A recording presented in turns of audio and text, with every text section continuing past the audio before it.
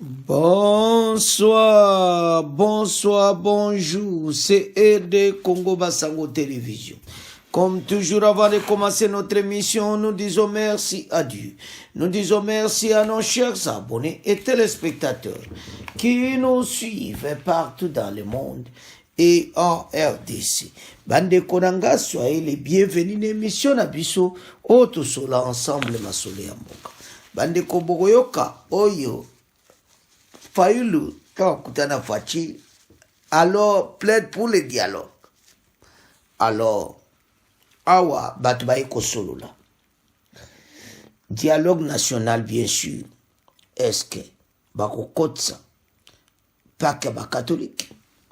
Ba mususu bazolo ba sûr que Kabila aya kokota pena dialogue oyo. Donc, son azotala, parce que bazolo ba kioso konti na Goma se bato za contre la rébellion. Donc, bato bazo ya un esprit ya fanatisme ya Kabila. Kabila c'est fini. Ce qui dialogue en bien kozalati, ya otikala kozalati. Alors, bandeko ezamawa. Mais avant de continuer, tout là un dialogue, parce que tout là un débat, au bazolo ba ke Fayulu a qui plaider pour un dialogue était salama. Et puis réconciliation à mon bateau. Bazo CP là était bas à l'ensemble, mais total. Jusque quand est-ce que Fayulu ba agenda kasha ba catholique au sala nango ndeni panda zawana azani mission pa ba catholique. Ba sango ndozo monana. Alors maintenant position à Kabila. Bateau bazo débattre ba oluka. L'opposant politique Martin Fayulu Madidi a appelé les politiques congolais au dialogue pour atténuer les souffrances que subissent les habitants de l'Est du pays. Et dans son discours à la nation, Martin Fayulu a demandé aux trois acteurs principaux de cette crise politique, Joseph Kabila Kabange, Corneille Nangaa et Félix Tshisekedi, à trouver solution à cette situation mauvaise qui risque d'ouvrir la voie libre à la balkanisation du pays, chose qu'il fustige et qui ne doit pas se produire à sa génération, a-t-il souligné. Il a de même fait appel à l'unité et à préserver l'intégrité territoriale de la République démocratique du Congo. Suivez l'extrait de son allocution choisi par Grace Amuzati. Monsieur Nangaa, je vous en conjure, cessez d'être complice des massacres de nos frères et sœurs. Cessez de livrer notre sol, nos vies et nos ressources aux forces étrangères. Aucune ambition ne vaut le prix de la souffrance de tout un peuple. Monsieur Kabila, aucune raison, même stratégique, ne saurait justifier une collaboration avec ceux qui déchirent notre pays. Le chemin vers la rédemption de nos erreurs passées, c'est le dialogue. Je vous exhorte de quitter Goma, cette ville martyre, aujourd'hui occupée avec la complicité des forces ennemies. L'histoire ne pardonne pas les trahisons, encore moins celles faites à la patrie. Monsieur Tshisekedi, vous avez le devoir de ne pas laisser notre génération être celle qui aura vu le Congo se désintégrer. Je veux vous voir, non pas pour une faveur, mais pour une discussion directe, sans faux semblant, sans compromission, mais par patriotisme, afin de trouver une issue digne à cette crise existentielle. Voilà le propos de Martin Fayulu Madidi, et à la suite, il a été reçu par le président de la République, Félix Tshisekedi, et il a souligné que la situation actuelle, que ce soit à Rugari, à Goma, à Iusi, à Bukavu, sous contrôle du Rwanda à travers le M23, la population en souffre et qu'il faut éviter cette crise. Comment analysez-vous ces discours, Serge Bassunga? Merci beaucoup. Je ne suis pas parmi ces gens qui maudissent cette réconciliation. Je ne suis pas non plus parmi ces gens qui applaudissent comme si un bien a été marqué contre un camp adverse. Mais je soutiens cette réconciliation sans verser dans la complaisance et le fanatisme. Avant d'aller plus loin, dans mon fort intérieur, je me pose certaines questions le radical Fayulu, même si sa démarche, est-ce que sa démarche n'est pas opportuniste ou c'est par conviction? Je me pose cette question-là. Je pense que non, parce que lui-même reconnu dans son discours que l'heure est grave. Autre question que je me pose, Fayulu a cherché à rencontrer le président Tshisekedi parce qu'il est opposant à Nzala et qu'il est soufflé. En tout cas, je ne saurais sonder le cœur de tout un chacun.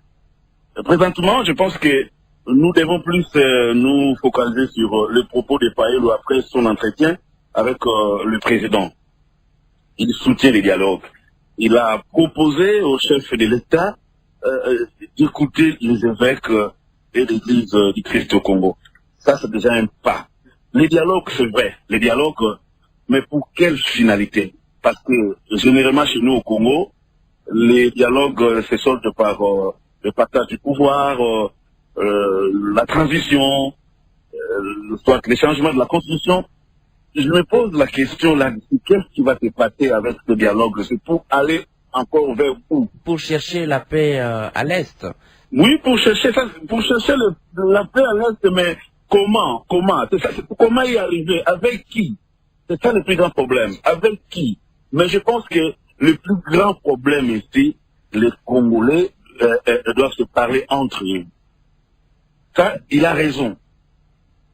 Mais ici, j'aimerais que le président Tshisekedi puisse parler au plus pressé. Déjà là, il a promis de parler avec les évêques ainsi que le Christ au Congo, mais il doit élargir le cadre. On doit parler en termes de tout le monde. Ce dialogue ne doit pas être exclusif, ça doit être inclusif. Ça, c'est mon plus grand souhait. Et Fayulu, comme il a commencé avec ces problèmes de dialogue, il doit également avoir l'esprit inclusif. Pour qu'on ne puisse pas dire qu'il a fait pour gagner quelque chose, pour aller voir ce qu'il dit. Je ne pense pas.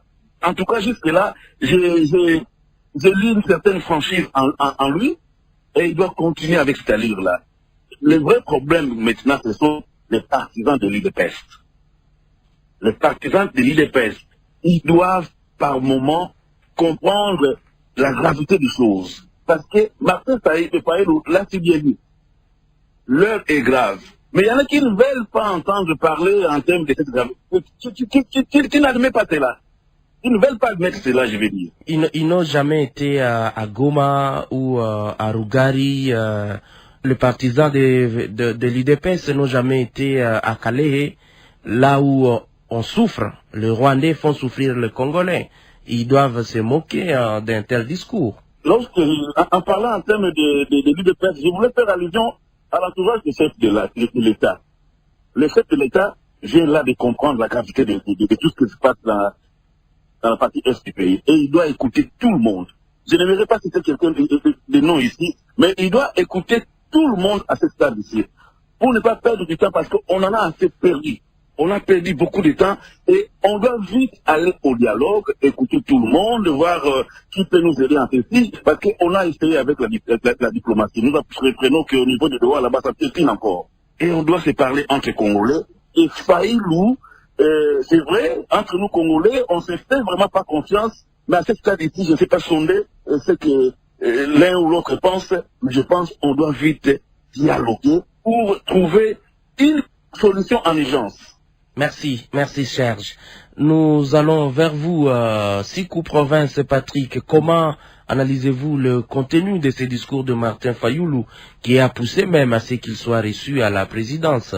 Nous avons en effet suivi, à l'instar de milliers de Congolais, le discours de M. Martin Fayulu Madidi, le 2 juin dernier. En 3 minutes, dans quelques secondes, l'autorité morale de décider du candidat malheureux à l'élection de 2023 a peint un tableau qu'il a qualifié de sombre de la situation de la RDC. Et à l'entame, il présente des têtes d'affiche, donc les acteurs clés dans la situation qui prévaut à l'est du pays, caractérisée notamment par une crise sécuritaire qui n'a pas encore son nom. Corneille Nangaa, Joseph Kabila et Félix Tshisekedi, président de la République, ont été appelés chacun à son tour à à la prise de conscience et à privilégier l'intérêt commun, et surtout à répondre aux aspirations de tous les peuples, celle de voir un Congo uni, pacifié et prospère. Alors, Martin Fayoulou évoque une manœuvre visant à balkaniser le pays. Mais la question se pose, certaines questions qui se posent. Entre autres, qui a dit à M. Fayoulou que le pays est en train d'être balkanisé? C'est la première question. A-t-il pris part à la conspiration ou il s'agit tout simplement d'une proposition parce que, sauf erreur de ma part, les cadres de l'FM23 n'ont jamais déclaré publiquement leur intention de balkaniser le pays et on se rappelle avec preuve à l'appui des discours du coordonnateur de ce mouvement, il menace de prendre la capitale du pays. Mais le comble dans tout ça est que nous faisons donc face à un conflit d'intérêts entre les particuliers. Donc il y a eu un groupe de personnes qui s'est assis autour d'une table pour essayer de parler de leurs propres intérêts et qui n'ont pas malheureusement bien marché dans la suite. Et aujourd'hui, des conséquences sont énormes et des conséquences qui se répercutent sur des milliers de populations innocentes que tous les belligérants prétendent défendre. Que ce soit au niveau de la FCM23, on prétend défendre le peuple, et au niveau de Kinshasa, on défend le peuple, mais vraiment, c'est le peuple qui souffre dans toute cette cacophonie. Donc, et les règles pour pousser Kinshasa à réagir et à répondre à leur cahier des charges, leur desiderata, ça donne au massacre des civils dans des villages. On en a connu dans plusieurs villages, que ce soit en province du Nord Kivu, on en a enregistré plusieurs centaines de civils qui sont innocemment comme ça à cause des intérêts des particuliers. Et le gouvernement également qui hésite aussi à prendre des mesures qui s'imposent. Et dans cette hésitation-là, c'est le peuple qui continue à être massacré. Pourquoi Fayoulou peut-il demander à Joseph Kabila de quitter Goma pendant qu'il y travaille calmement? Sera-t-il écouté? Alors moi exactement, je me demande, qu'est-ce qui navre M. Martin Fayoulou? Est-ce la stratégie mise en place par Kabila pour rechercher la paix, ou c'est en simple présence dans une sous-occupation de l'AFCM23? En tout cas, parce qu'à l'attendre, il dit qu'aucune ambition ne vaut le but de la souffrance de tout un peuple, ce qui est vrai, mais je me demande si M. Kabila, par exemple, pourrait arriver à convaincre le rebelle à déposer les armes. C'est toute la République qui sera sauvée. Alors, qui sait si après avoir discuté avec les membres de l'AFCM 23, la prochaine étape de Kabila serait peut-être de rencontrer le président Félix Tshisekedi. Parce qu'il y a des consultations qui sont en train d'être menées au niveau de Goma. On ne sait pas la suite, donc je ne sais pas exactement à quoi Kabila gêne, à quel niveau les intérêts de M. Fayoulou, parce qu'il n'a pas été clair un peu dans le discours à l'entendre. Alors je pense que il convient d'éviter des conclusions hâtives, parce que les événements se succèdent plus rapidement. Et l'histoire du pays se décide. Toute présence à Goma ne signifie pas directement qu'on devient complice de paix. Parce qu'il y a même à Kinshasa ceux qui sont plus proches de la rébellion que ceux qui vivent même à Goma, à Bukavu et dans d'autres localités de la zone sous occupation du M23. Les services spécialisés ne font que les démanteler à longueur de journée. Donc on enregistre tous les jours. L'IPEL a été pris, en d'autres été.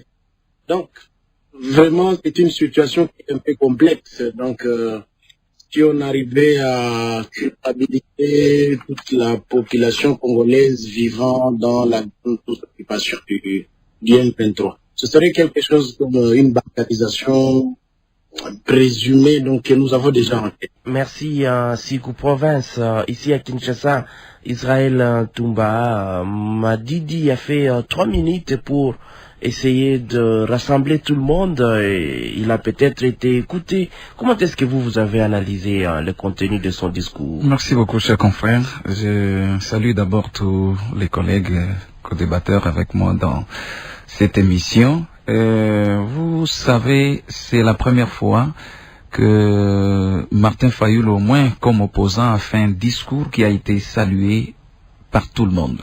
Un discours qui a été salué par le camp de l'opposition, parce qu'aujourd'hui la majorité au pouvoir est comme l'opposition au sein de l'opposition congolaise, dont et les formats Fayoulou ainsi que la Mouka, les autres.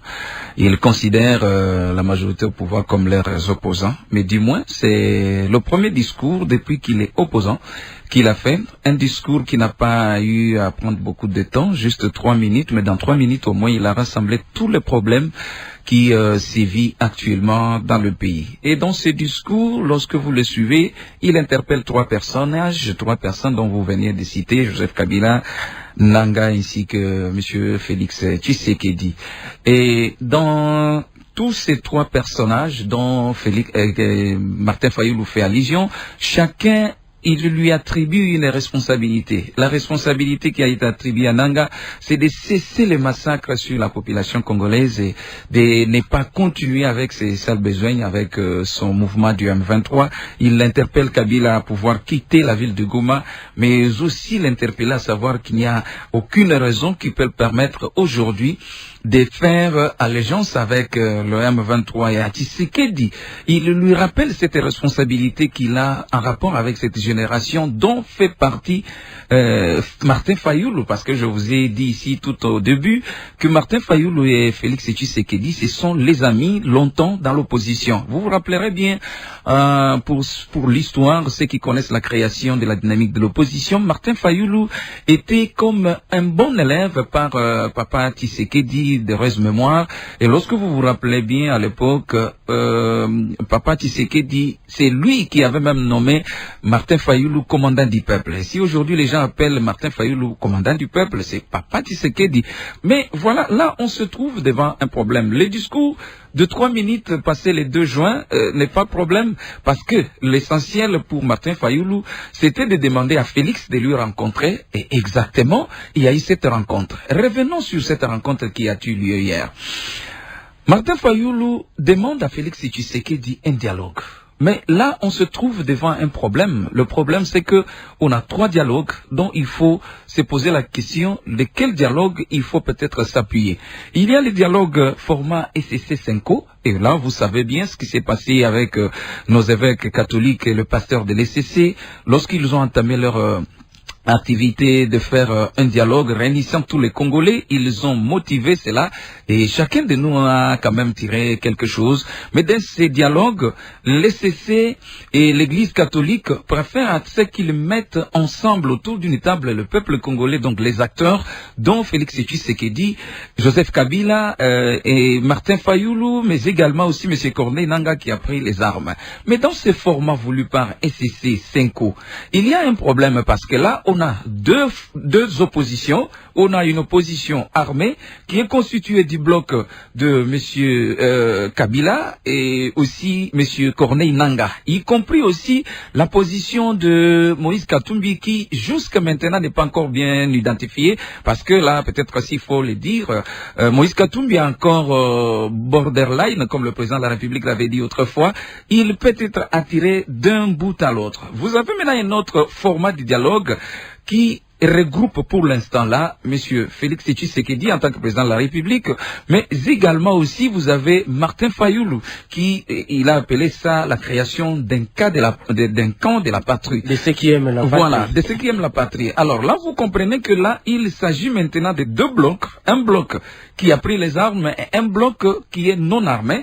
Et ces 2 blocs, c'est à partir de ces 2 blocs qu'on peut avoir ces discours. Mais là, je me pose la question, parce que lorsque Martin Fayoulou demande les dialogues pour que les Congolais se parlent. Il interpelle Félix Tshisekedi face à la gravité de la situation. Il le demande à ce qu'il se surpasse, qu'il comprenne que c'est la nation qui est en danger. Il faut ramener tous les fils. Mais je me pose la question, si il faut arriver à un tel dialogue, tel que souhaité par Martin Fayoulou, si le président Tshisekedi va devoir l'accepter, pour plusieurs raisons. La première raison, c'est que vous savez bien, la Senko, SCC ont été accusés par le partisan du pouvoir. Et là maintenant, on se pose la question, s'il faut aller dans ces dialogues formants tels que souhaités par Martin Fayoulou, qui demande au président de la République, quand bien même la réponse du président de la République n'est pas encore connue, on l'attend jusqu'à maintenant, est-ce que le camp Tshisekedi, dont fait déjà partie monsieur Martin Fayoulou, parce que là je vous ai parlé d'une création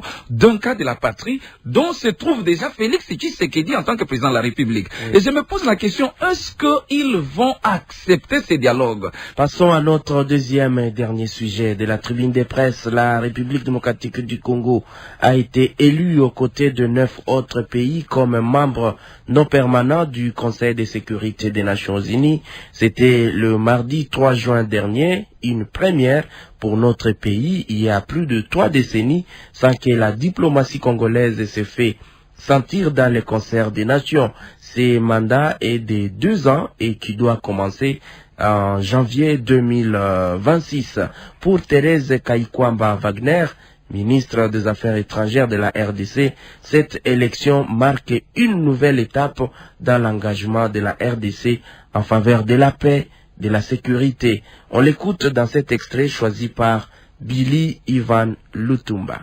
Cette élection n'est pas seulement une marque de la confiance de la RDC, c'est aussi le reflet de l'unité de l'Afrique et de sa place légitime dans l'édification de la paix et de la sécurité mondiale. La RDC apporte au Conseil non seulement son expérience nationale, mais aussi la voix d'un continent qui continue de porter l'attention, les coûts des conflits qu'il n'a pas provoqués et dont les contributions à la paix sont trop souvent négligées. La RDC est prête à servir avec des objectifs clairs, une fidélité aux principes et un engagement envers des solutions partagées. La situation de l'Est de la RDC est au centre des préoccupations du gouvernement congolais parce que c'est notre peuple qui en est victime. Mais en même temps, nous devons reconnaître le fait que nous sommes ici en tant que pays qui a reçu le vote de confiance de l'Union africaine. Nous viendrons très certainement au Conseil de sécurité avec l'expérience d'un pays qui sait ce que c'est qu'avoir des décennies de conflits, qui a une compréhension approfondie des défis des opérations de maintien de la paix et des questions de protection des civils, de la convergence entre les conflits et les ressources naturelles. Et c'est l'expérience et l'expertise que nous souhaitons apporter à la table, non pas pour servir nos propres intérêts, mais pour servir les intérêts de l'humanité, car nous savons que la situation en RDC n'est pas individuelle ou isolée. Alors, comment trouvez-vous l'ascension de la République démocratique du Congo de figurer parmi les 10 pays non permanents du Conseil de sécurité des Nations Unies pour siéger pendant 2 ans Israël Toumba? D'abord, il faut féliciter le peuple congolais tout entier, parce que c'est grâce aussi à leur motivation qu'on est arrivé à cette élection. Féliciter également les autorités de la République. Là, je vois le président de la République avec cette diplomatie agissante. C'est vrai, le président, les combats diplomatiques, ce n'est pas un simple combat, c'est un combat qui demande beaucoup d'efforts sur le plan intellectuel, moral aussi, que physique. On l'a vu, la RDC pendant 2 décennies avait déjà courbé sur les concerts, sur le rapport avec les concerts des nations. La RDC, son drapeau ne flottait plus dans certains pays, mais grâce à la diplomatie du chef de l'État et ainsi que les institutions établies en RDC, au moins le drapeau de la RDC commence à flotter un peu partout. Mais à quoi ça va nous servir face à la crise sécuritaire? Oui, à Rutshuru, justement. Kamanyola, Sanké, oui. En quoi? Justement, aujourd'hui, la RDC gagne ses sièges aux Nations Unies. On vous a parlé du Conseil des Nations Unies pour la sécurité dans le monde. Aujourd'hui, nous faisons partie de ceux qui participent, quand bien même on n'a pas les droits de vote, mais au moins on participe à de grands salons internationaux, à de grands débats internationaux sur la sécurité. comment cela peut-il influencer? D'abord, pour y arriver, il faut le comprendre que la RDC n'est pas à sa première expérience. Nous étions déjà au Conseil de sécurité des Nations Unies en 1982 et en 1990 également nous étions là. Aujourd'hui, nous sommes à la 3e expérience, donc la RDC prouve à la face du monde qu'elle est capable de contribuer aussi sur le plan de la sécurité internationale. Et aujourd'hui, les sièges brigués au sein du Conseil des Nations Unies pour la sécurité, la RDC d'abord va représenter l'Afrique tout entière. La voix de l'Afrique sera attendue. Au niveau du pays, parce que vous me posez la question de savoir à quoi cela pourrait servir pour ceux qui sont à Mahagi, ceux qui sont au Nord Kivu, ceux qui sont à Beni, qui sont meurtris de cas, de l'insécurité par-ci par-là. Mais vous savez, je vous ai dit en prélude ici que nous étions un pays oublié d'abord, la première des choses, au concert des nations. On n'existait plus. Mais c'est grâce à cette élection aujourd'hui qu'on peut attendre à parler de la RDC. Et parce que nous siégeons au Conseil de sécurité des Nations Unies, nous avons quand même l'influence, quand bien même on n'a pas le droit de voter, de veto, mais on influence par notre présence. Je vous ai dit ici que si vous faites quelque chose pour moi, vous le faites sans moi, sachez que vous le faites contre moi. Mais aujourd'hui, la RDC, tout ce qui va se décider sur la RDC sur le plan sécuritaire, va se décider avec la présence de la RDC, alors que dans toutes les autres années, on ne figurait pas. Peut-être que les autres nations, en voyant la participation de la RDC aujourd'hui, ils peuvent voir, nous avons des situations qui se passent aujourd'hui à l'est du pays. On en a beaucoup déploré plusieurs fois. Il y a même deux pays qui nous soutiennent, qui ont accepté de pouvoir nous soutenir dans cette élection et aujourd'hui on est élus. D'ailleurs, permettez-moi aussi de mettre un avis. J'ai été tellement choqué, vous allez me permettre, par quoi? Par rapport à cette élection qui s'est passée pour la RDC, de voir que nous avons un ami, un frère, un homme avec qui on dort, on se réveille, c'est le Congo-Brazza qui n'a pas voté pour la RDC. C'est pas seulement le Congo-Brazza. Oui, même il y a si aussi ce le n'est Rwanda pas. Qui n'a pas voté. Le Rwanda, c'est d'abord notre rival. Là, ça, il faut le comprendre. Ça, ce n'est pas un secret. Aujourd'hui, le Rwanda ne peut jamais être compté parmi les frères de la RDC. Ni ses sœurs. Le Rwanda est notre adversaire direct. Même le Kenya n'a pas voté pour. Je dis bien tous ces pays-là, mais l'AFCM 23 a été créé où? C'est au Kenya. Toutes ces messes noires sont faites où? C'est toujours au Kenya, à Nairobi. Alors, moi je me dis, ces pays frontaliers, limitrophes, pourquoi le Congo-Brazza n'a pas voté pour nous? Alors que ici, les autorités du pays vantaient tout le temps la diplomatie, ils vantaient tout le temps ce rapprochement. D'ailleurs, j'avais suivi autrefois, lorsque la porte-parole du chef de l'État avait parlé le jour où le chef de l'État avait participé à une conférence au Congo-Brazzaville, les accolades qu'il y a eu entre lui et le chef de l'État congolais. Mais je peux conclure que c'était des façades. Mais aujourd'hui, voir les Congo-Brazza n'est pas voté pour la République démocratique du Congo, il y a beaucoup de questions qu'il faut se poser. Moi, je crois que à ce stade où nous sommes, les autorités congolaises devraient bien nous regarder en face, regarder son frère en face, et lui dire, si tu es mon frère, tu ne peux pas m'empoignarder au dos. Parce qu'aujourd'hui, la face du Congo-Brazza, c'est que le Congo-Brazza a fait voir à la RDC, ça montre qu'on n'est plus frères. Ça montre que les amitiés qui nous lient, d'ailleurs, c'est des capitales les plus rapprochées du monde.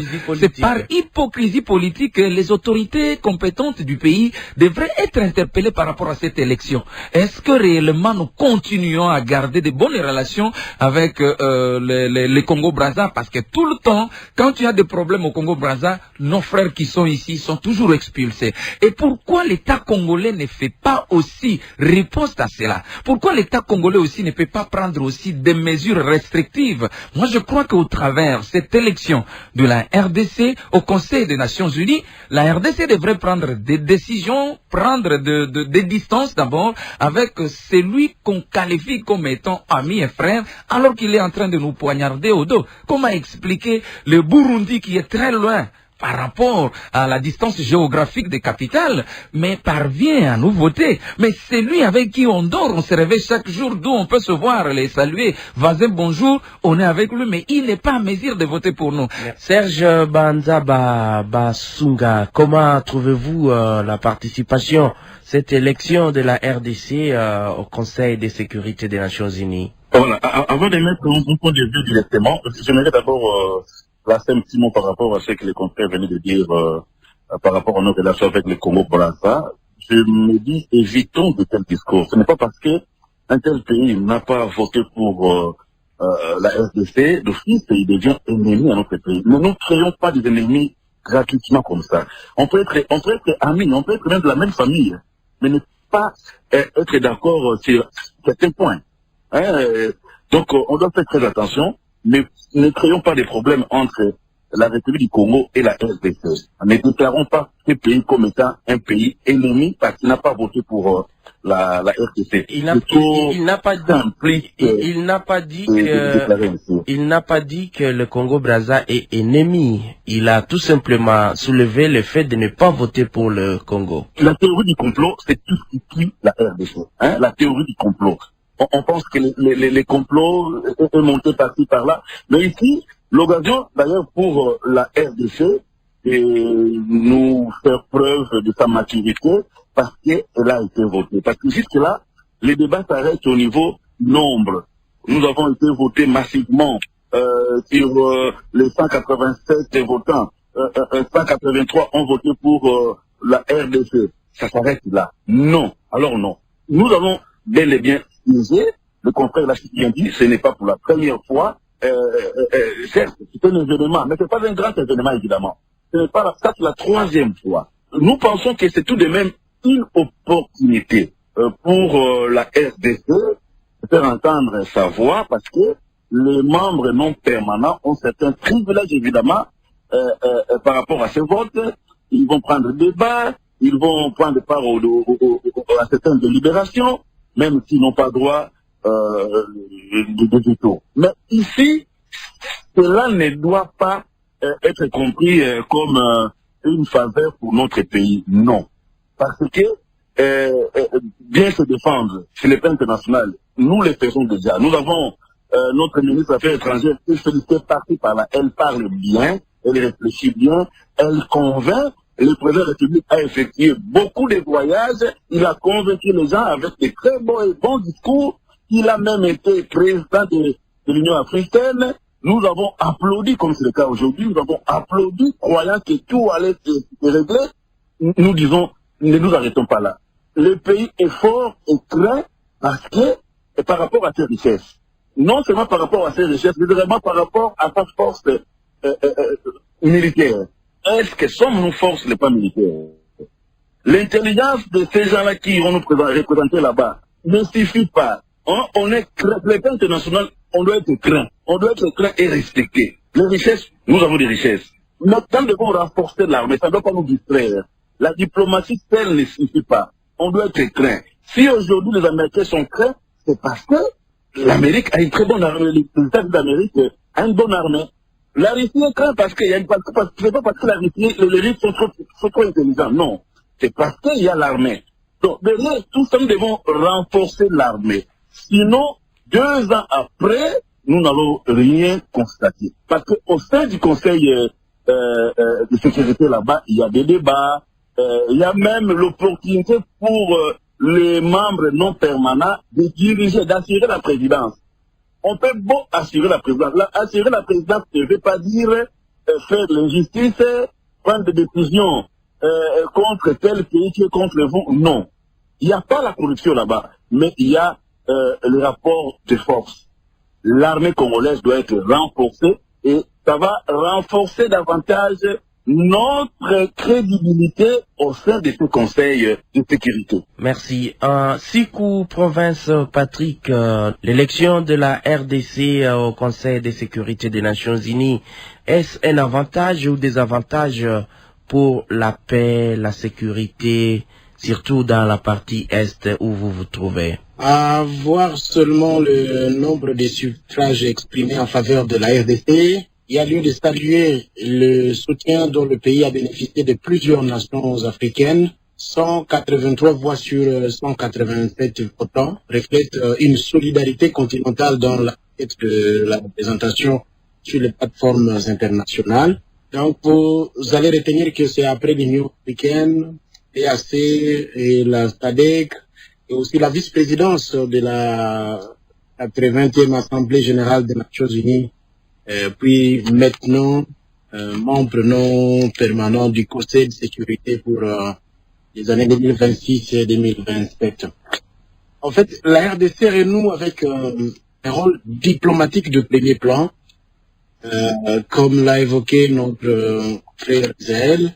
Après 30 ans d'absence dans cette absence stratégique, ce qui marque une victoire de toute la diplomatie congolaise. Le confrère Serge a aussi évoqué, la RDC est un pays riche en ressources naturelles et en biodiversité, mais qui a longtemps été confronté à des défis internes, notamment les conflits armés et des problèmes de gouvernance, comme nous l'avons évoqué dans la première partie de cette émission.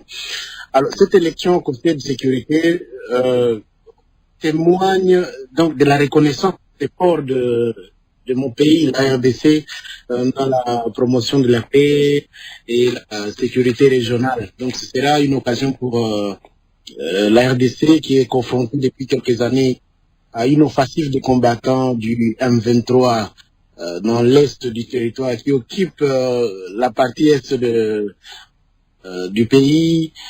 Ce sera une occasion pour la RDC de faire attendre, cette fois-ci, de faire entendre sa voix dans la quête de la paix. Parce que la RDC qui sera côté du Libéria, la Lettonie, la Colombie et le Bahreïn qui siégera à partir de janvier prochain.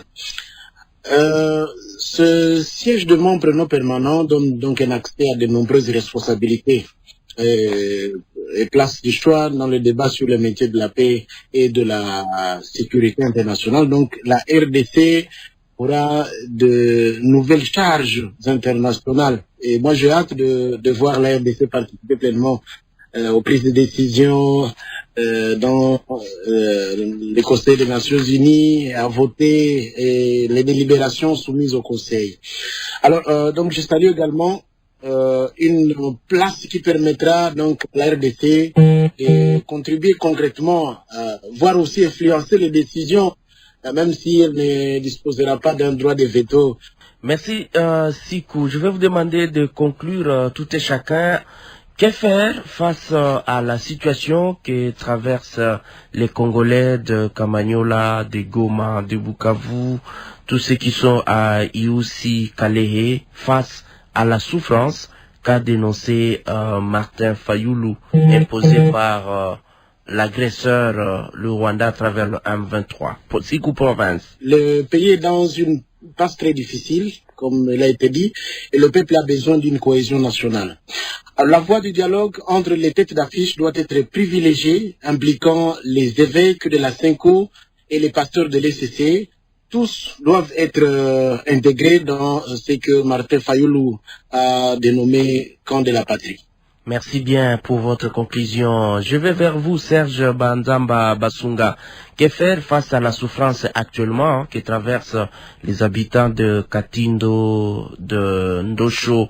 Voilà, raison de plus pour que Kinshasa aille vite, parce que nous nous rendons compte que personne n'applaudit ce qui se passe dans cette partie du pays. Donc, nous soutenons les coups qu'a pris Martin Fayoulou. Nous souhaiterions que cela aille loin, que le président de la République puisse être vraiment au milieu du village pour ouvrir ses portes à tout le monde. Je ne souhaiterais pas que les Congolais, certains Congolais soient exclus à ce dialogue, parce que moi, je crois déjà à un dialogue dans les jours à venir.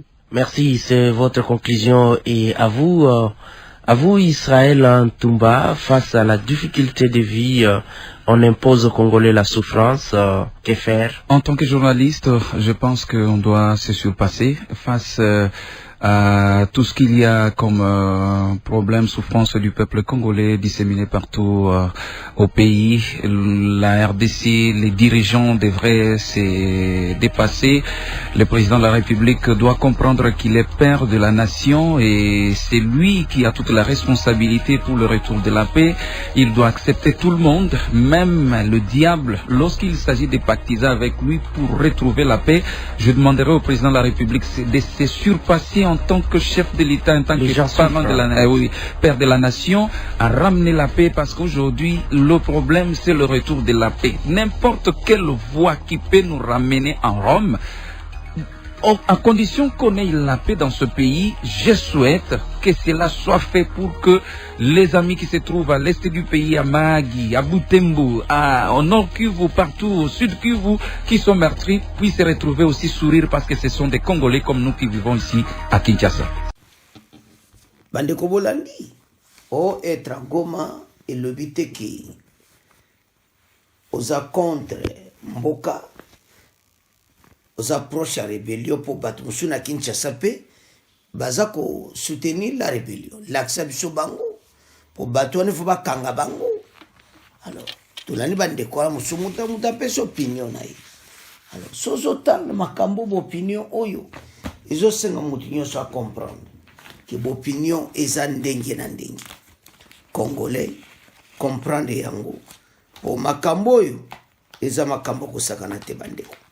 To continue nango to ke nango o baluba ke yinda parce que RDC ko tambola boite ko continue boite. Alors to landi biso nyonso mais senga yope opesa commentaire na yo si bato bazolinga dialogue national bazolinga bakotsa bato nyonso baboma mboka alors bino nyonso boloba parce so mutia zolobo ke kozana Goma et le but que vous approche à rébellion. Aliba Moussuna Kinshasa peut s'approcher à la rébellion, on a le quoi mais on a fait réaction à la population. Alors, Batunyonso, Bayebete, Kabila Teki Mboka, comme si Mboka n'était pas. Alors, Banamboka. En tout cas, na komotika on a bino bo apo debo commenter. Au revoir, à la prochaine.